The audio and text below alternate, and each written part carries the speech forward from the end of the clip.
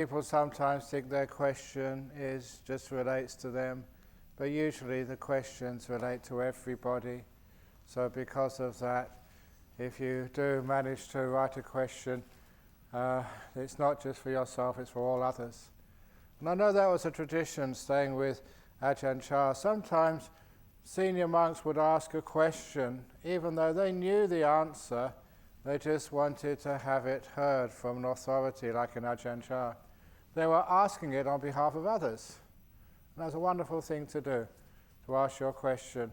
You know the answer, but you want to do it for the sake of other people. But first of all, once Adela is in here, we have called in the kitchen crew. And if we keep them here too long, are you having a lunch here today? No. Oh, so it doesn't matter, you can stay here as long as they like. Aha.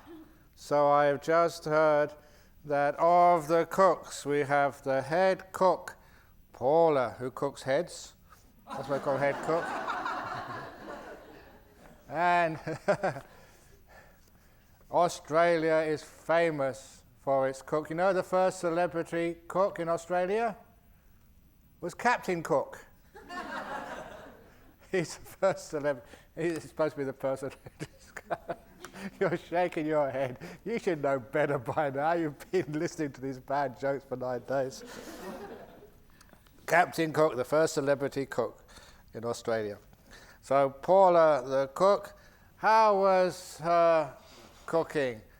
1 star? No. 2 stars? No. 3 stars? No. 4 stars? No. 5 stars? No. 6 stars? Yes.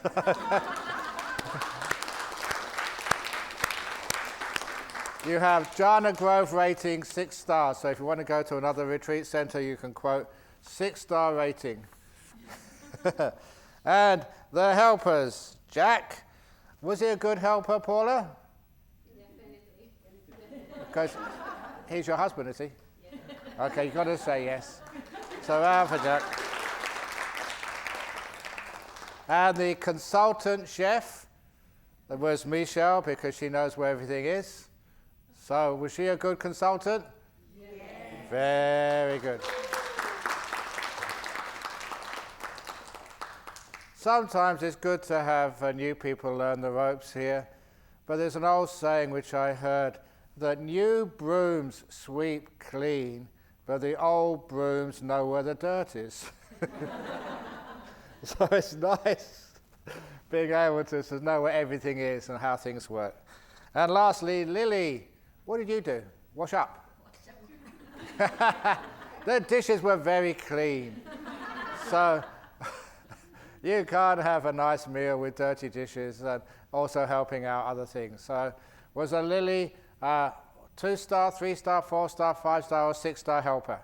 6-star. Okay, very good. And it's very hard working at Jhana Grove, and people actually put on years when they work here, and apparently Paula just put on 1 more year today, because it's her birthday. So I'll give her a blessing for the cooks, and especially the birthday, and also all the people who did the finances here. So we have 1 more cook I want to thank today, and that's Della for cooking the books. And all the other people who helped do the accounts, and also for, where's William? Is he gone already? Yes. Okay, for William who cooked the books for the Indonesians. So those 2 cooks. Okay, now give a blessing especially for the birthday. And as I say in Bodhinyana, this is a blessing for Paula, and also for everybody else who has a birthday this year.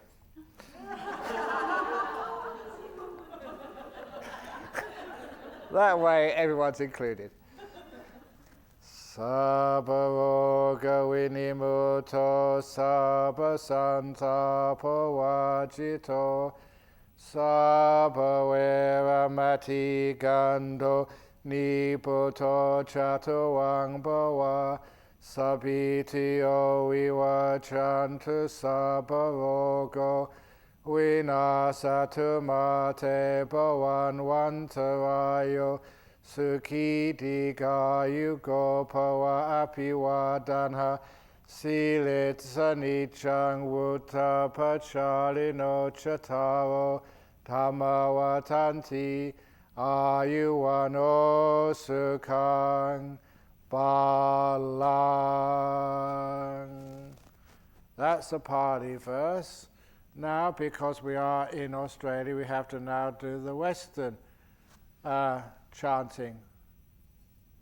Happy birthday to you. Happy birthday to you. Happy birthday, dear Paula. Happy birthday to you. Hip hip. Hooray, hip hip. Hooray, hip hip. Hooray. Oh, very good. Excellent. So, that's all a nice little piece of gratitude, because gratitude is a wonderful quality.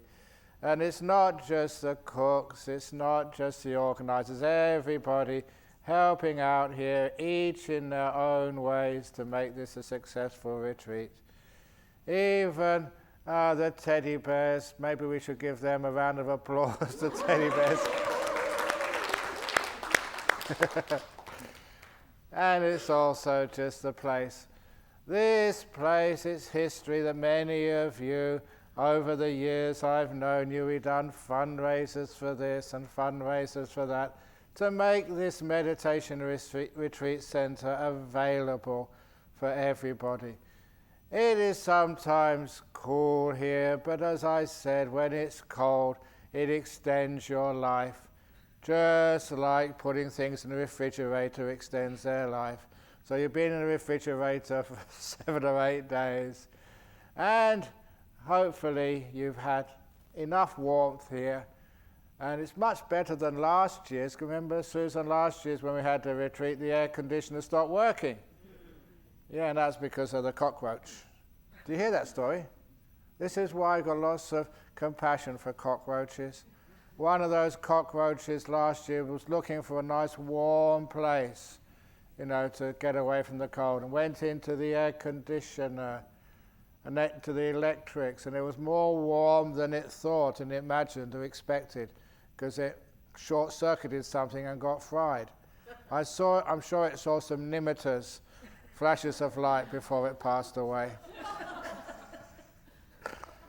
But as a result of that, it fused the aircon, and it took us a long time to find out the cause of it, the fried cockroach. But it was amazing that our secretary called up the insurance and said, "Are we covered for what? For fried cockroaches?" And they said, what are you talking about? I said, a cockroach got in our system and it fried it. And they said, "I've never heard this before, ever," the insurance agent, but they checked up and it was covered.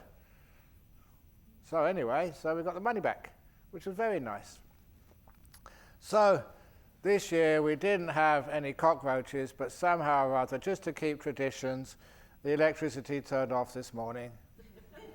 But it wasn't a cockroach, and anyway, it came back just in time for breakfast, so you can have a nice cup of coffee. Otherwise, you'd have been very upset, and you'd have probably got home right now.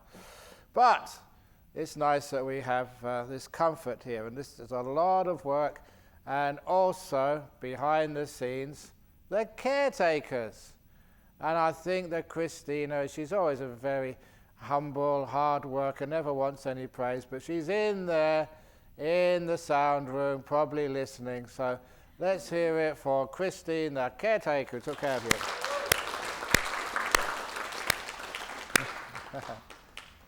And always there, making sure everyone's okay and looking after everything. But this is a communal resource.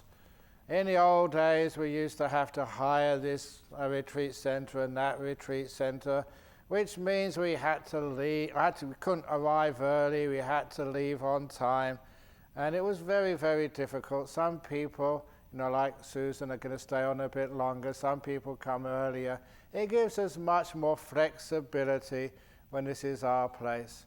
And so there's been so many people who have been donors here, and not just the donors, that you all know the story that is my design. So any mistakes, please, you tell me off. I was the one who stood my ground against some of the committee members who said, we can't afford having en-suites for every room. It's too expensive. Have communal toilets.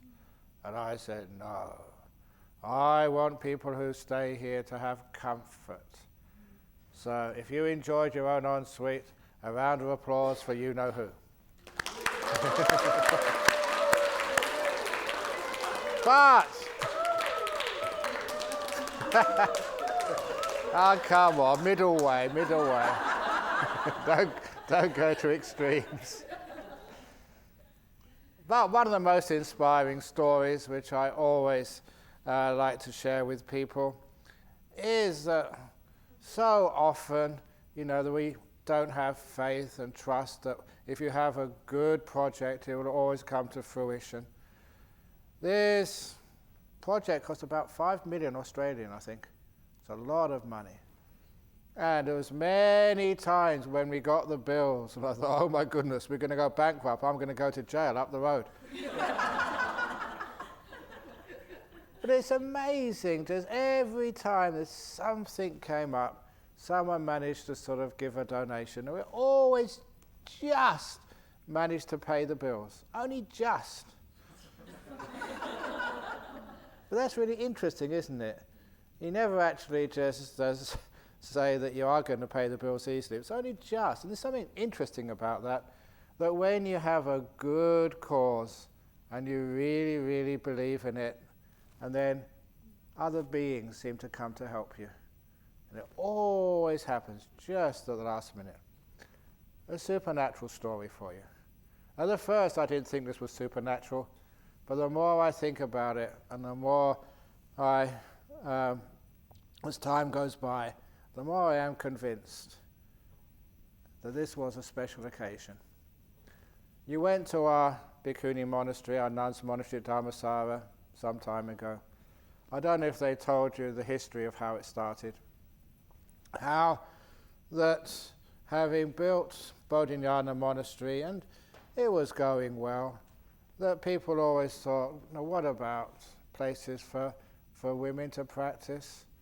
And yeah, you can have monks and nuns in the same monastery, but if you have that, the monks are always the bosses, and it's not really conducive. So it's not freeing and liberating as you need in our modern world. So I put a little article in our newsletter, are we interested in starting a monastery for women? And of course, you just wrote an article, you opened up a bank account, and the money just trickled in. $10 here, $5 there. And basically, it wasn't going anywhere. Until, in front of the kitchen in Bodhinyana Monastery some years ago, this gentleman came up in an ordinary looking car, like an old car. And he came out and he was wearing Australian national dress, which I mentioned yesterday, was a pair of flip-flop sandals, shorts, and a dirty old shirt. And he asked to see me, and he said to me that he was a Buddhist. I'd never seen him before. And he said his wife, a couple of days earlier, had just given birth to their first child. And he wanted to celebrate, or do something, to celebrate his first child, who happened to be a girl. And he told me, I've read that you are starting a monastery for women. And I don't know if my daughter would ever want to be a Buddhist nun, but I want her to have the opportunity. I want her to have the chance, just in case. And this is my celebration for my daughter's birth, my first child.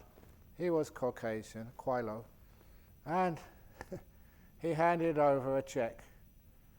And I'm usually very calm, but when I saw the numbers on the check, I confess my hand was shaking. $250,000. He gave it to me, didn't ask for a receipt.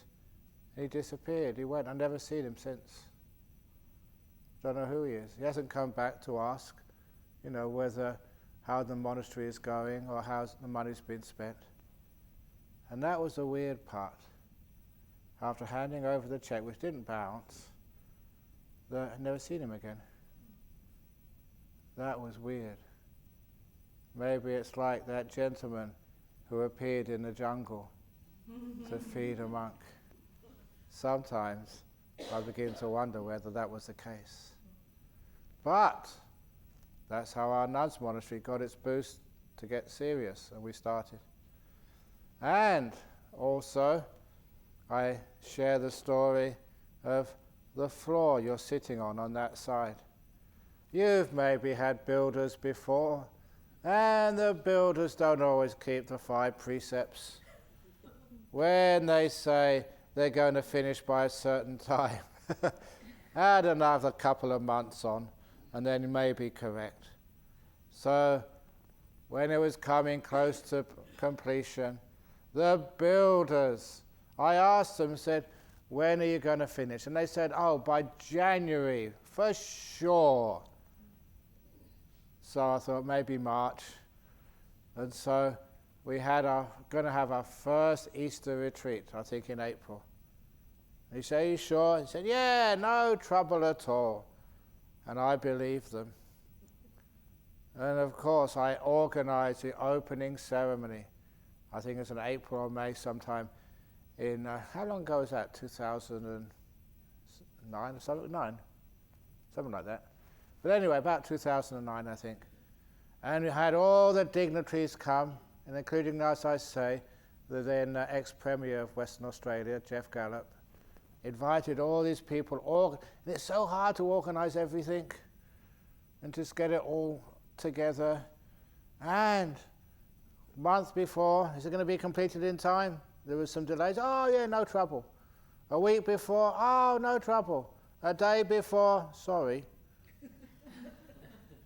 Everything was completed except the bamboo floor on your side. And they tried to get workmen in and they didn't want to do it. So it was in the afternoon, before the opening ceremony the following morning, half the floor had no bamboo on it, just concrete. So what happens? What happens is when something like that comes about, the special force comes along to help out. The monks. And you think we're lazy monks? You should have seen these monks. They realized they had to finish this floor off, before the following morning. And I think it was till 3 or 4 o'clock in the morning. They worked. They were just completing it. And the ceremony would start about 7 or 8 o'clock. So the floor you're sitting on over there was laid by monks in the middle of the night, not sleeping, working, not for themselves, for you, so that you can have a nice meditation retreat center. And that's really, I was really impressed. Sometimes people say that monks are fat and lazy. The first part might be right for some people, but lazy, absolutely not. So that's inspiring.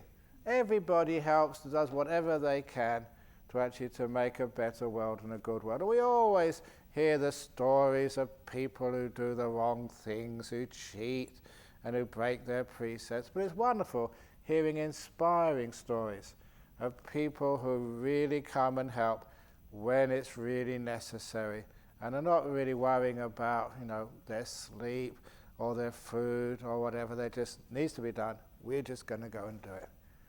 And I'd rather have that as this retreat center than have some really, really wealthy donor who builds $10 million, just go and build it.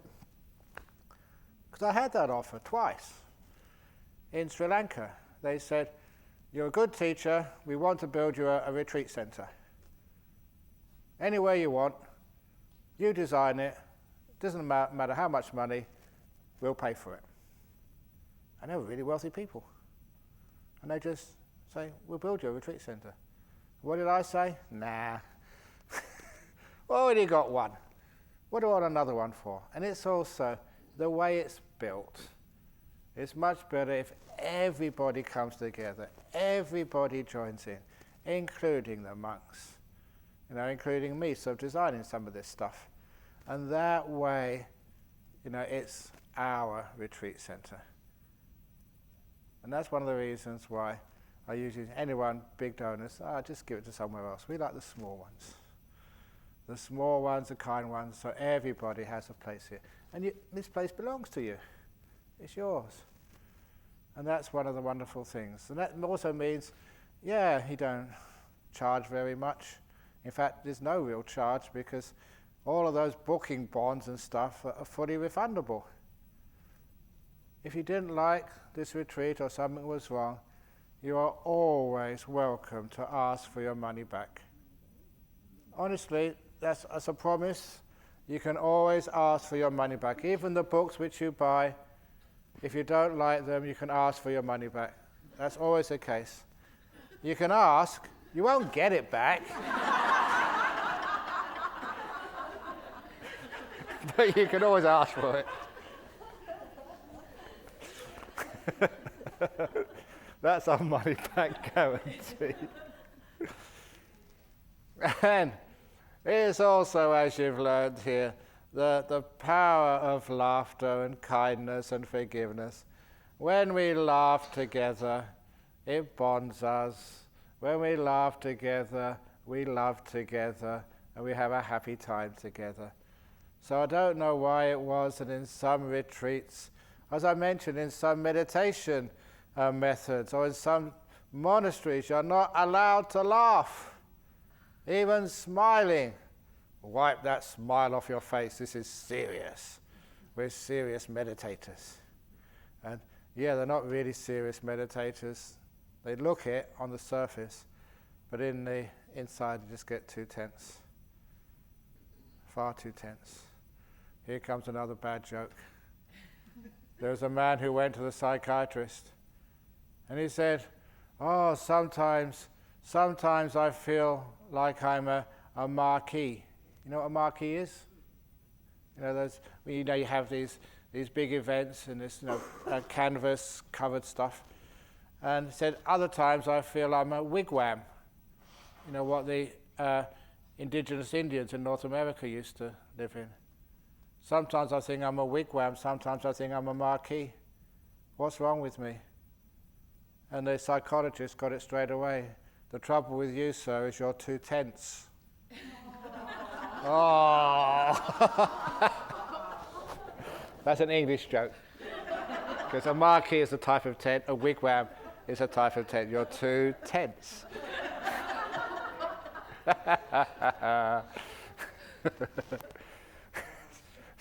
So, what it does is when you laugh, you get energy, you get happiness, you get joy, you engage.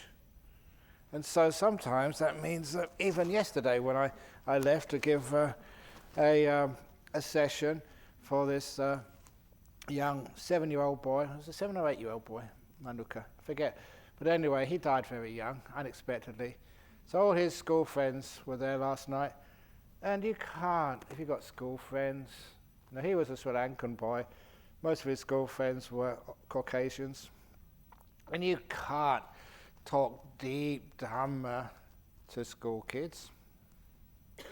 So he told a lot of stories of how to deal with, the loss of a loved one. And they really enjoyed it. They enjoyed it because that was a celebration of their friend. Not with sadness and tears, but with happiness, celebrating a life, literally. Always remembering the wonderful times we shared together, instead of always dwelling just on the 2 bad bricks of when a person passed away. So that way, We are learning how to face life, with some happiness and laughter. And I've already told the monks, when I die, which eventually I have to, but I've got no plans, don't worry. I don't plan. That, what I want the monks to do, and if you happen to be there at the time, please come up at the eulogies and tell your memories of the worst joke you've heard from me. To be remembered with laughter and fun. Instead of, oh, Dad, oh. So that's much more in tune with the Buddha's teachings. To celebrate, to look at life and all of the wonderful teachings and happiness and joy which you've had here over the last 8 or 9 days. And take that back with you. Hopefully there hasn't been too many complaints. If there is, you can just put them in the rubbish bin and we'll send them to the tip later on. But all of the wonderful things you've enjoyed there, focus on successes, on happiness, on what works. I tell that in business schools. Every now and again you go over to teach at places like Google and Facebook and other places. And I say, why is it that people always focus on the faults and mistakes? Why is it that in a company something goes wrong and have to have so many debriefings and talking about the mistakes? And when things go right and they have successful marketing campaigns or successful business models, why is it that we just take that for granted and don't even talk about it afterwards? And I think that's not the secret for success in business. Even in business, if something works, keep talking about it. Have a meeting about why it worked until you learn the secrets of success instead of dwelling upon mistakes. And even those of you who will never be monks or nuns, who have partners in life, when you have a terrible day together, something goes wrong, someone doesn't turn up, like that story of the man who asked his darling wife on February the 13th, the day before Valentine's Day, "Darling, what can I get you as a Valentine's Day gift?" And she said, "I need nothing because I've got you." Wasn't that sweet? But he'd been married long enough to know that's not what she meant. So instead, he said, "No, I want to get you something, a gift. What would you like?"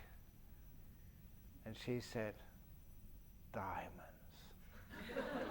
Something with diamonds in. Anything with diamonds in. And he smiled, "Okay, darling." And the next day, he offered her this beautiful wrapped Valentine's Day gift. Little box. And when she opened the box expecting a necklace or a diamond brooch, she found in the box a pack of playing cards.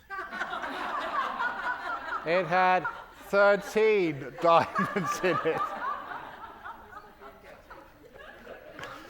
Well, that's what you said. Anything with diamonds in. So when that happens, just don't get divorced. It costs too much. But when things go wrong like that, we always remember them. When things go right, that's when we should remember and recall those wonderful memories we had. So when you go back to Hong Kong or to Jakarta or wherever, there's still a few people Indonesians here, or to wherever, or to Canning Vale, to your shop, see what things are going. So when you go back, always remember the wonderful things you learnt here, the positive attitudes, the kindness, just the joy, the fact that you could spend 7 or 8 days here having fun. And people will say, "Well, did you go swimming? Did you go hiking? What did you do? Play tennis? Watch the movies? What do you do?" Nothing. And you can be so happy doing nothing. That is really radical. People say, "What? You did nothing all day?" Yeah, we slept, listened to jokes and funny stories. We meditated and became peaceful. And then they find, wow, you don't need to go shopping or touring around old ruins or seeing the Great Wall of China. You said, I didn't see the Great Wall of China. I just went over to Bodhinyana and saw the Great Wall of Bodhinyana. That's long enough. 2 bad bricks. The 2 bad bricks, for years I forgot where they were. I couldn't find them anymore because they weren't important to me. It's amazing. If it's a mistake, you remember it, you remember who it was and why they did it. Everything is just so clear to you because you obsess about it. But when it's just a little mistake and it's in proportion, you don't worry about it, you forget where it is. You know that when I was a monk in the jungles, this story was very important to me. I was in the jungle meditating, and it's after the first cicadas, the first evening it's quite noisy, but then it all settles down and becomes very, very quiet in the Southeast Asian jungle, maybe about 9 o'clock, 10 o'clock. But there are wild animals in the jungle, things like bears and elephants and tigers, of course. No, the real tigers, not the tigers, the tigers. And those tigers were dangerous. People always told me that tigers never attack monks. There was never a known case of a tiger eating a monk. But then, because I was a scientist and I was skeptical, I said, well, you wouldn't know it, would you? Because no one would tell the tale. The monk would just disappear. And the tigers won't admit it. So, still, I was very dangerous. So you're always a bit wary of animals in the jungle at night time. So there I was meditating, very peaceful. And heard a sound. Jungle animal. When it's very peaceful, the jungle is just so much twigs and leaves, and many of the leaves are dry. You can hear things coming because they crunch the understory. And so I had my eyes closed. Even though I opened my eyes, it was pitch black, wouldn't be able to see anything. I had a flashlight there just in case. And I heard the sound. And of course, you were careful, you were mindful, and listened to that sound. What was it? And after listening very carefully, it could only be a small animal, nothing dangerous. So I just carried on watching my breathing in, breathing out. But then as it came closer, it actually sounded much more than a small animal. Now maybe a middle-sized animal, like one of the small mouse deer in the jungle, or even like the civet cats. And so I listened carefully and said, oh, that's all it is. Still not dangerous. And then I went back to my meditation, my breath, nice and peaceful, breathing in, breathing out. But as it came closer, it was coming right towards me, whatever it was. As it came closer, you could hear the sound of the branch or the twigs breaking, branches breaking. And I realized I'd totally underestimated this animal. It wasn't a medium animal at all, it was a big one. You could tell by the sound it made. And I started to get scared. It was coming right towards me. That could be a tiger. And so I broke my meditation, opened my eyes, got out my flashlight and searched for this tiger, which I was sure it was. And as I was searching, I saw it, a tiny mouse about this big. And that's what it was. And it taught me that when you're afraid, when you have fear, you exaggerate. I thought I was being mindful. I heard this. But a tiny mouse, by the time it went through my fear and into my consciousness, it came out as a tiger. And I was just so shocked. I thought I was so aware, so mindful, so just not adding on to anything. I didn't realize just how fear can totally distort your perception, making a small mouse a huge tiger. But I actually did see a tiger once, came face to face with a tiger. It was a huge tiger. And it was only about maybe that far away, the monk here. Face to face with a tiger.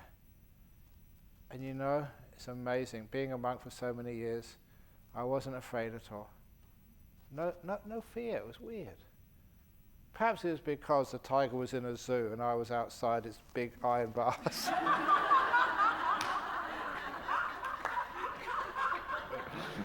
I wasn't afraid. Did I catch you? I'm a very sneaky, tricky monk. But not in the jungle. I've never seen a tiger in the jungle with no protection, with bars in between me and the tiger. But you saw many other animals, many big animals, the snakes especially. And the snakes, if you're kind to them, they'll never bite you.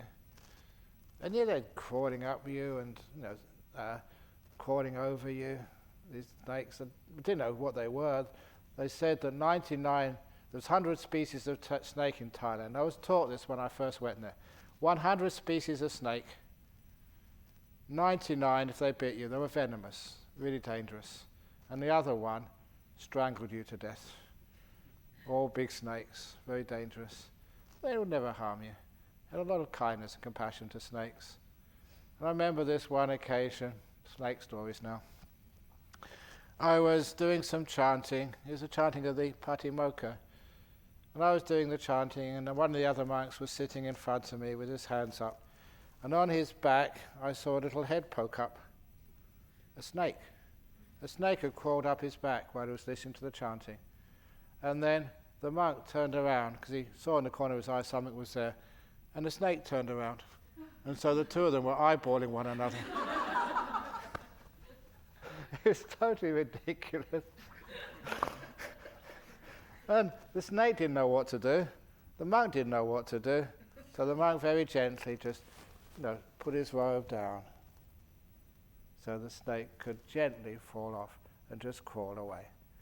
Snake was not going to bite anybody. Human food is not what snakes eat.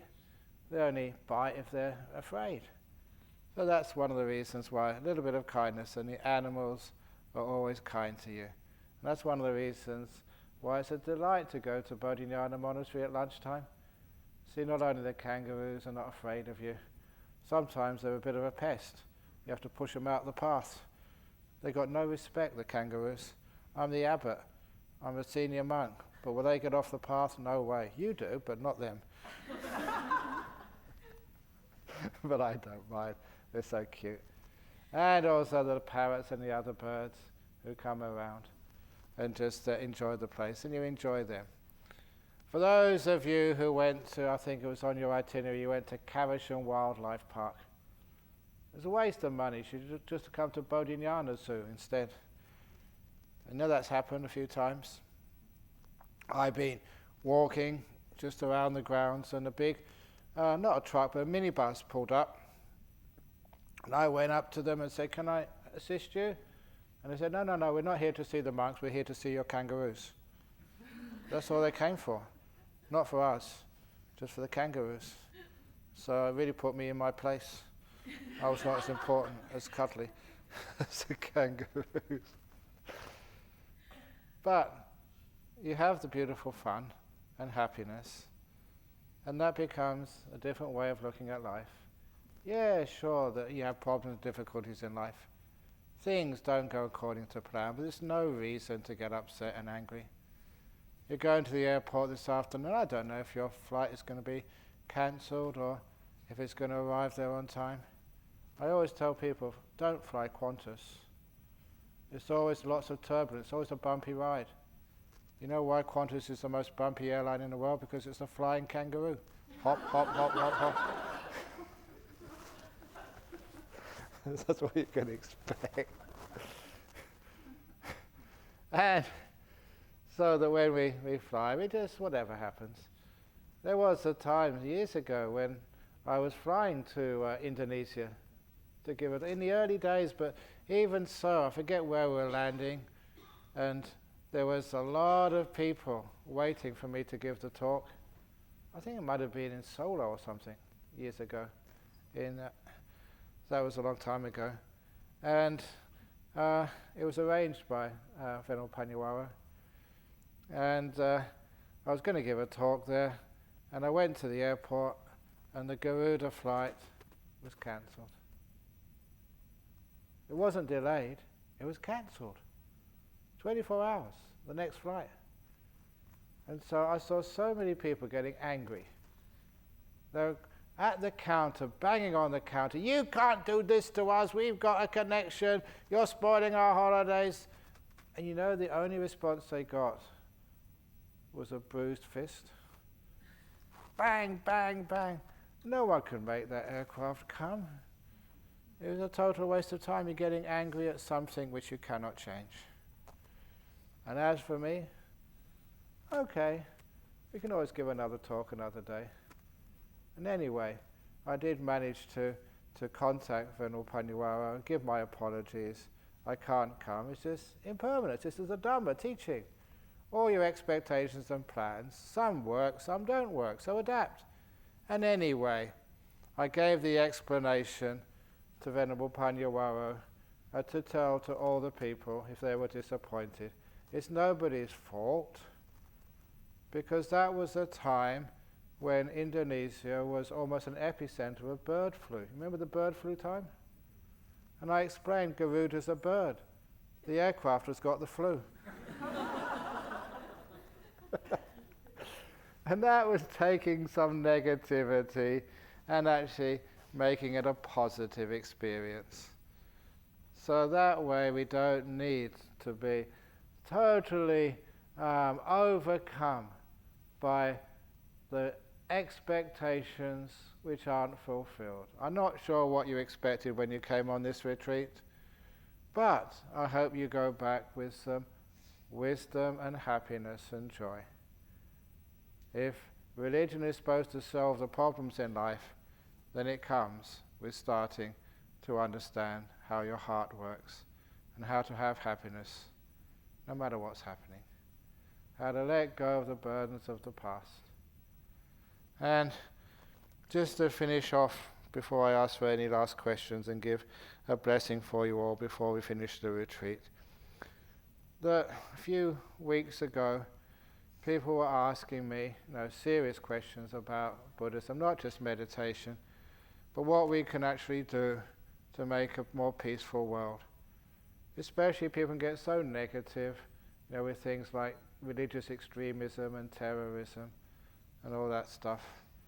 And I remember that somebody was told me, they came here and they told me there was a TV program in Perth called Q&A program. It's supposed to be very well known in Australia, Q&A. And they were discussing, the terrorism, especially in the Middle East, and how to bring peace to that very disturbed part of the world. And they had on the panel of experts the editor of the Spectator magazine in UK. It's a very, very well-known magazine with a large circulation. And when they asked the editor of the Spectator magazine what he thought was a solution to the world problem of violent extremism, he quoted some research which had just recently been done in Sussex University in UK. And this obviously must have been published in The Spectator because he quoted it. He said research over there, very strong scientific-based research, was proving that when people meditate, it affects so many people in the environment. Even in the locality, people get far less violent and more kind and more peaceful. So on air in the ABC, this is why I heard it, the Spectator magazine editor suggested a solution to solving problems in the Middle East was to parachute into the conflict zones Buddhist monks and nuns. And when I heard that, I started thinking of some of those monks in my monastery. I wouldn't mind parachuting. Before I said, that's very unkind, I can't do that. Some of the lazy ones.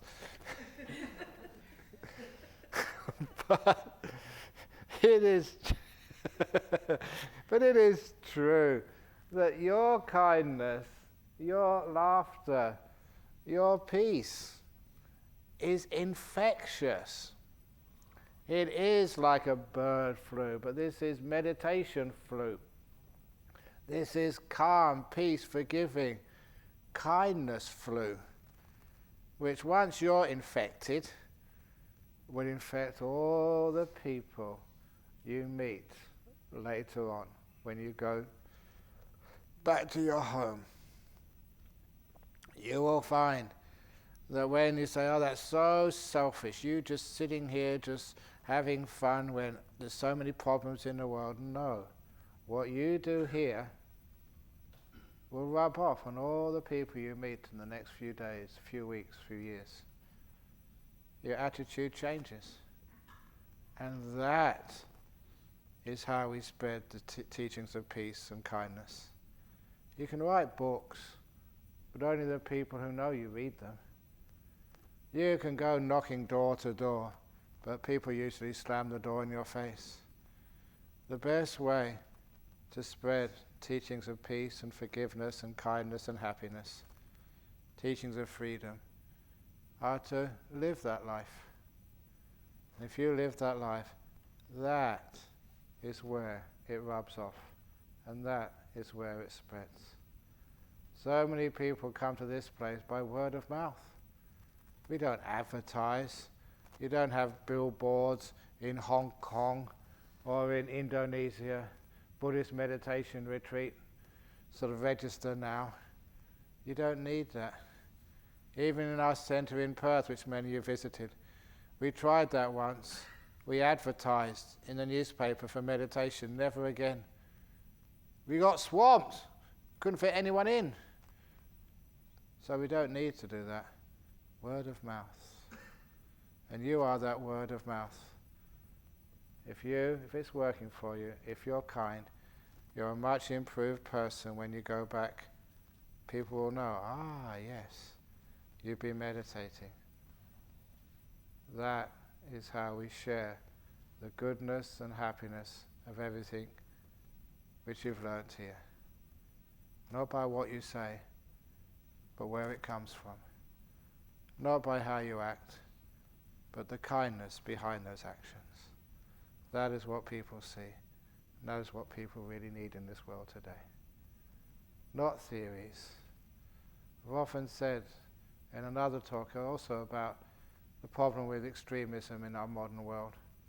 The reason why people would harm one another is because they believe in dogmas and ideologies rather than believing in their heart.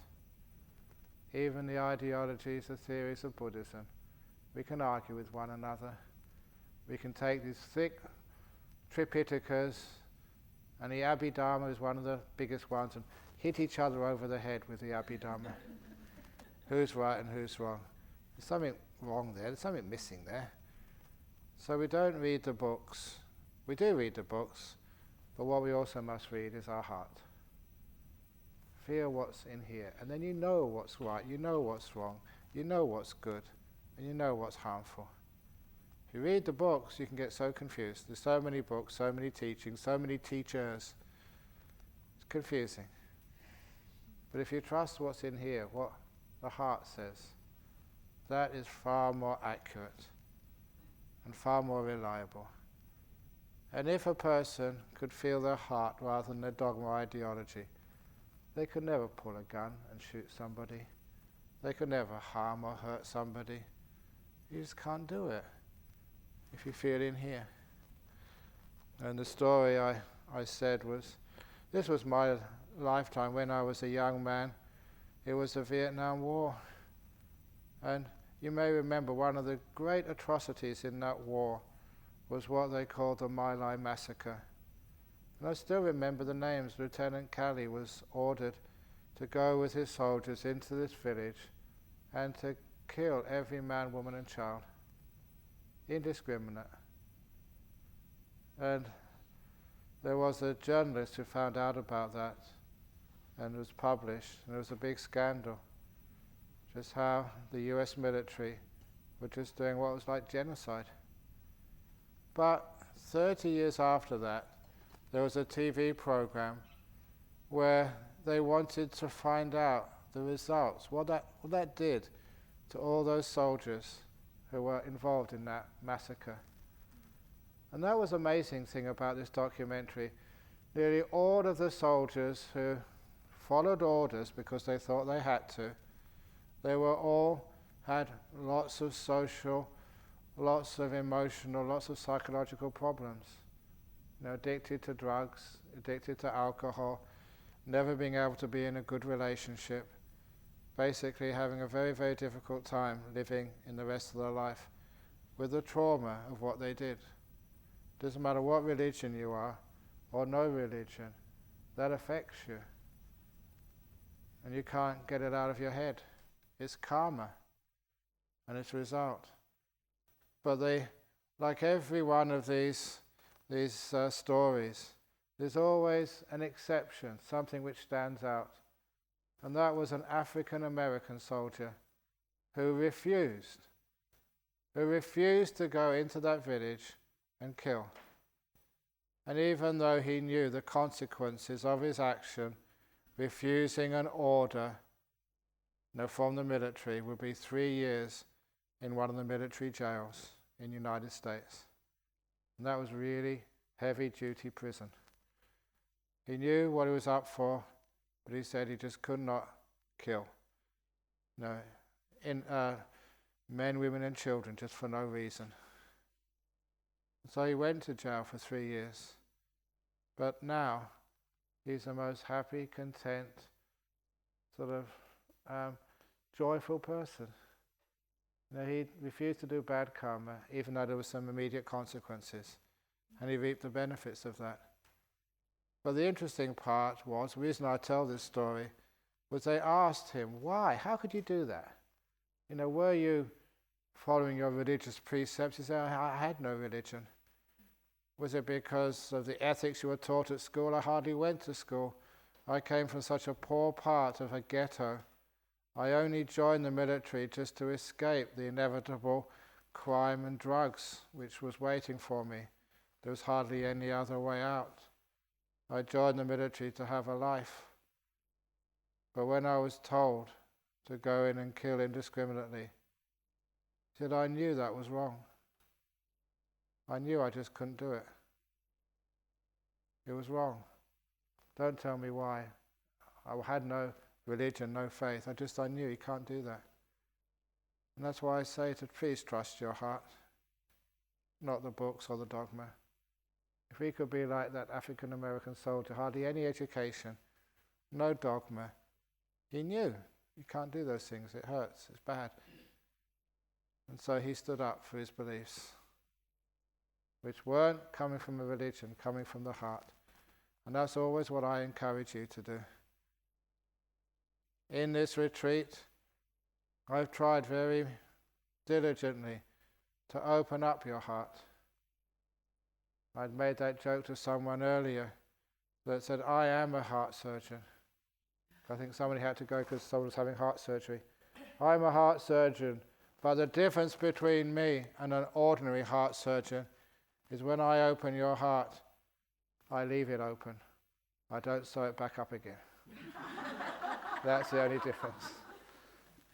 And that's the aim of meditation, of the Dhamma. To open your heart, let yourself feel, and then you'll know what is Dhamma, what is not Dhamma, what is the right path and what is not the right path. And no one will ever be able to tell you otherwise. You'll have your confidence going beyond that doubt. And that's the only way I encourage you to live. So, actually there were some questions here. Okay, I did promise I'd answer some questions, so I've got 2 minutes to answer the questions. When you have gotten jhana, at what point do you turn the energy towards vipassana? And this is something you have to think about. No, it happens naturally. You don't do vipassana, it does you. So just let go, relax, and wisdom will come to you. Oh my goodness. I've got a question here which I cannot answer. This has got me stumped. This is the deepest question I've had all of the retreat. Wow. Whoever did this is smart. You should be sitting here. Dear Ajahn, please can you explain if the Buddha has completely gone, how we evoke him or what's at him? There is one of the key sayings in the suttas. The one who sees the Buddha sees the Dhamma. The one who sees the Dhamma sees the Buddha. Can you see the Dhamma now? Yes. So you can see the Buddha. Is the Dhamma alive? Yes. So is the Buddha. So the Buddha is not a person. It's what that person represents. The teachings, the path of peace, of kindness, of freedom. That's what the Dhamma is. That's what the Buddha embodies. So if anyone said the Buddha died 2,500 years ago, who's gone? The Buddha's alive. Because the Dhamma is alive. The one who sees the Buddha sees the Dhamma. And you recognize the Buddha when it is seen. Because it's the Dhamma giving rise to peace, to kindness. Non-discrimination, no space between peoples. Well, actually, the space between peoples, that's what connects us.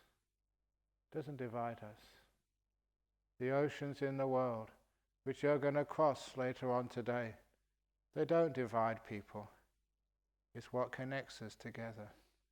The strings, which are unbreakable between human beings and animals and all that's alive in this world.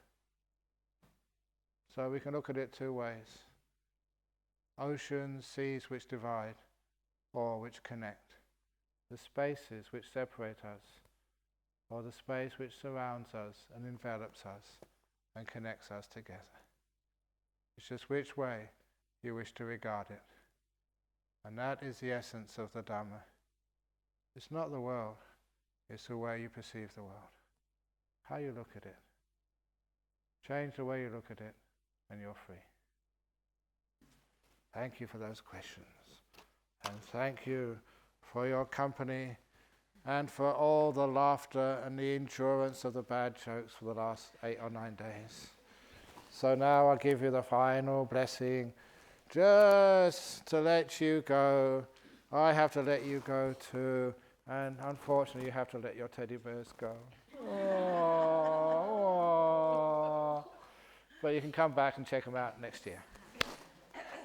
Sabbaroga vinimuto, sabba santapavajito, sabba vera mati gando, niputo chatuwang bhawa, sabitio vivachantu sabbaroga, Vinasatu mate bhavan vantarayo sukhi digayugo pavapivadan hasile sanichang vuta pachalino chataro dhamma vatanti ayuvano Sekang Balang Sadhu Sadhu Sadhu.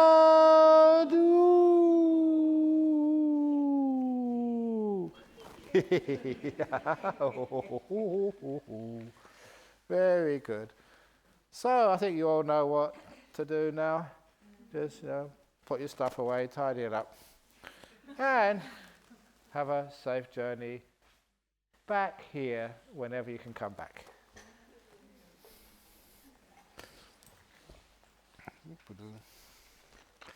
Thanks for coming in. Actually, it's good you're here because we had power outage this morning. You had one over at Bonyana as well, I suppose. Yes. Yeah. So can you reboot the Wi-Fi system? Oh, sure. There are 2 robes to try out. Okay, yeah. Very good. Party good.